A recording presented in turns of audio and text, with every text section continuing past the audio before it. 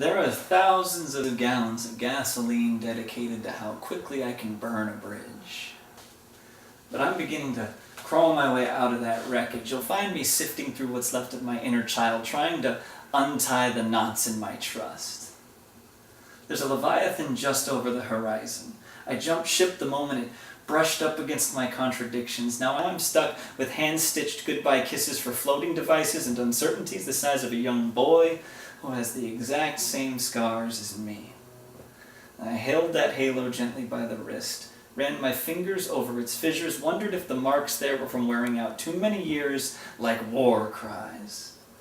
And I can't remember the constellations, so I decide to redistrict the entire sky until the lines connecting the stars are shaped like your shoulder blades, angular and able to cut through the brambles locking up my ribcage. And I pried open my chest today. All the ways I lie to myself were piled inside of it like benediction. That desert island is populated by the bastard children of one too many pawn shop owners who only peddle post-it note affirmations like, "Your heart is not a vacancy sign."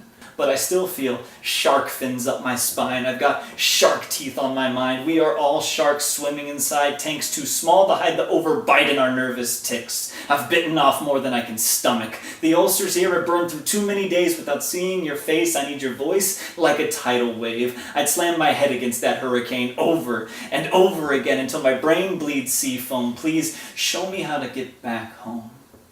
My psychosis is shaped more like a hook than a halo. I'd hope to snare your heart on the way back in, but I pin that wish to a shooting star. I know I can't cast myself far enough to get caught in your arms when you've dressed them up in miles and there's just too many bridges in this world to cross so I can meet you in between them. Instead, I'll swim underneath them if it means these deep breaths won't burn so much when I surface. Shock me awake from this paralysis. Even if I'm a little bit scared, you'll see me shaking afterwards when all my favorite blankets have been dipped in the kerosene kiss of your memory and too much of me is still on fire, like a lake I've been dragging for months to find the exact place I drowned my courage. I've already considered my last words. They visited me in a dream, where all I could see down miles of beach were sandcastles laid out to look like your smile, each with a footnote that claimed there are no words for this.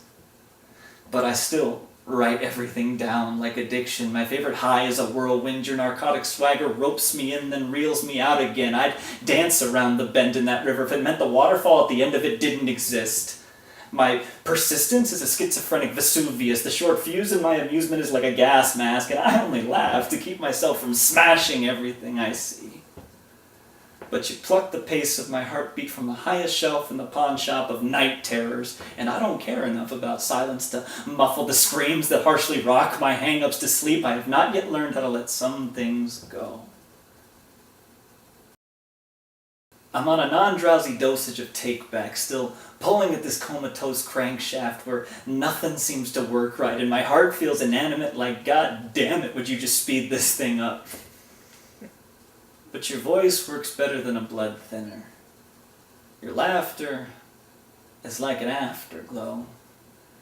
The days you smile at me, your coin returns for love when it never even costs anything. And I'm grateful, like a park bench in winter, when the cold outside drives the need back into us. Would you sit with me a while?